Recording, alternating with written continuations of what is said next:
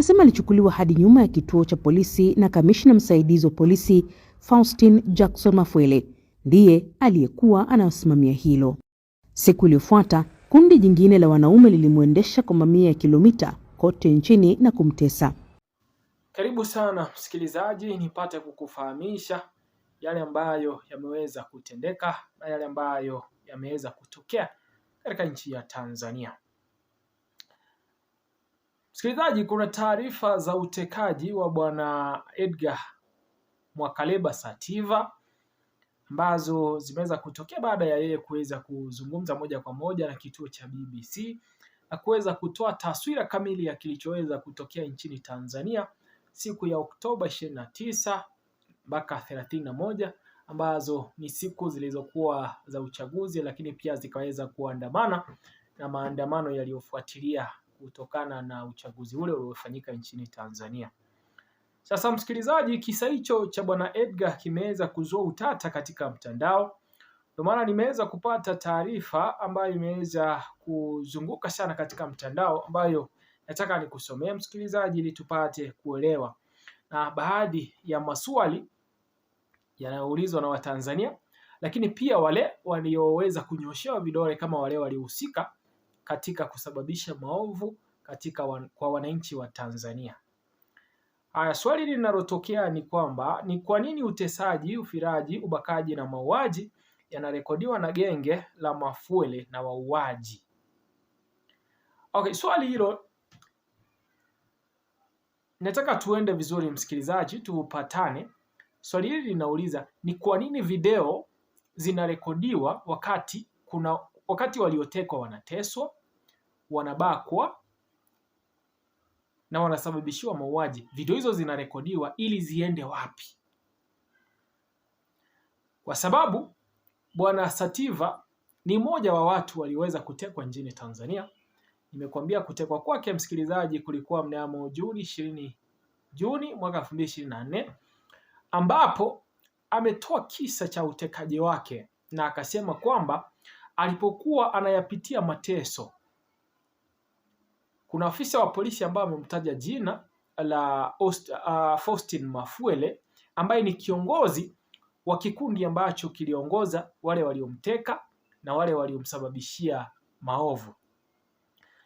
Sasa kulingana na maelezo yake amesema kwamba kundi hili linapokutesa, linapokupitishia mambo ya ubakaji, mambo ya utesaji na mambo ya mauaji pale, linarekodi visa vile vinavyotokea kwenye simu zao. Kwa hivyo unapopigwa, ikiwa ni kubakwa unapakwa, ikiwa ni kuuliwa unauliwa, video zile zinakuwa zimerekodiwa. Sasa swali lililoibuka ni kwamba video hizi zinarekodiwa kwa manufaa yapi, ama kwa kuhakikisha kipi kimefanyika? Bila shaka msikilizaji, baadhi ya maswali haya ni maswali ambayo Watanzania wameweza kujiuliza, na sasa imeelekea kuonekana kwamba video hizi zinaonyeshwa bila shaka aliyeweza kutumana ama aliyeweza kupeana agizo la kusababishwa kwa mauaji na vitendo hivi vya kigaidi. Msikilizaji, hebu niendelee kukusomea hapa. Nilianza na kusoma hivi: ni kwa nini utesaji, ufiraji, ubakaji na mauaji yanarekodiwa na genge la Mafwele la wauaji? Ili wampelekee aliyewaagiza ambaye si mwingine bali ni Kimama mwenyewe. Hii iliweza kuonekana muda mchache uliweza kupita baada ya kuweza kutengamana na wanaharakati kama Boniface Mwangi na Agatha waliposimulia na hata wameiongelea katika BBC Afrika. Kisha wakasema Sativa alirekodiwa akisababishiwa mateso. Msikilizaji, ndo mjue tunatawaliwa na mtu ambaye ni wa aina gani. Mnashangaa kuagiza maelfu kuuawa alafu anajitamba. Watanganyika tuache upumbavu, hasa nyie watumishi wa umma. Tumalize huu ushenzi once and for all. Msikilizaji, ni baadhi ya taarifa tu ambazo wameweza kuziachia baadhi ya Watanzania katika mtandao baada ya kusikiliza kisa cha Bwana Satifa akizungumza jinsi alivyoweza kusababishiwa maovu. Aliweza kusema kwamba mnamo Juni mwaka 2024 aliweza kutekwa nyara na kuzungushwa makilomita kadhaa nchini Tanzania, huku akipewa mateso, akiulizwa ni kwa nini alikuwa akiingilia masuala ya kiserikali. Bwana huyu ameweza kusema kwamba baada ya kupitishwa katika mateso haya, alipomalizia aliweza kutupwa katika mbuga ya wanyama ili wanyama wakamle. Akishaliwa na wanyama, ina maana kifo chake hakitakuwa na ushahidi wowote na hamna kitu kitakachoweza kuonyesha kwamba kulisababishwa kifo chake.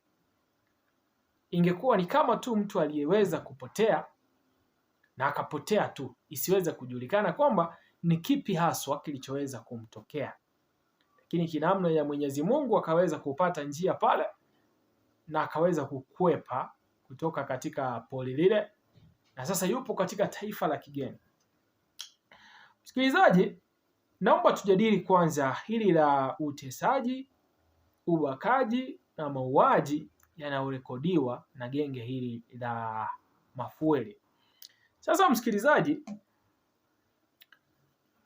Faustin Mafuele ni polisi katika nchi ya Tanzania, yupo katika jeshi la polisi.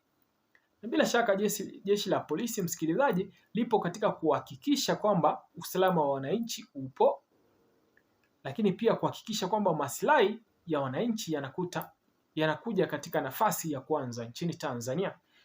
Lakini sasa kile ambacho tumeweza kukishuhudia ni kipi? Kwamba serikali ya Samia Suluhu imeweza kuteua baadhi ya polisi ambao wana ujuzi wa mauaji na kuwatumia kinyume na sheria za nchi ya Tanzania. Ndio kwa sababu Bwana Mafuele ameunda kikundi cha polisi na watu wengine mamluki ambao wanatumika kusababisha maovu. Elewa msikilizaji, sheria inahitaji kwamba unapotekwa na polisi unawasilishwa mahakamani baada ya masaa 24. Lakini kila ambacho kinashuhudiwa nchini Tanzania, msikilizaji, ni kwamba unatekwa, haupati kuonekana, unapotezwa kabisa. Polisi hawatoi taarifa za kukukamata, hawatoi taarifa za kutekwa kwako, na hamna ambaye anaongelea stori zako. Kwa hivyo ikiwa rafiki zako, ndugu zako hawana ushawishi wa kutosha wa kupasa sauti ili upate kusikika ama kueleweka uko wapi, unaweza kupotea kabisa na kisa chako kikawa hivyo kwamba haujulikani ulipokwenda. Ndo aliyomkuta kama Humphrey Polepole. Msikilizaji, ni bwana aliyetekwa tu ghafla na ametoweka. Polisi wakasema hawana ripoti ya utekaji wake, hawakumteka wao. Sasa hawajui ako wapi, eti wanamtafuta na hawajawahi kumpata. Sasa msikilizaji, kikitendo kama hicho kikitokea, uwaga hauna njia mahususi utakayoweza kufuatilia ili kuelewa kwamba bwana huyu yupo wapi, alipo yupo salama, ni kipi kinatokea, maslahi yake yakoje, hauwezi kuelewa.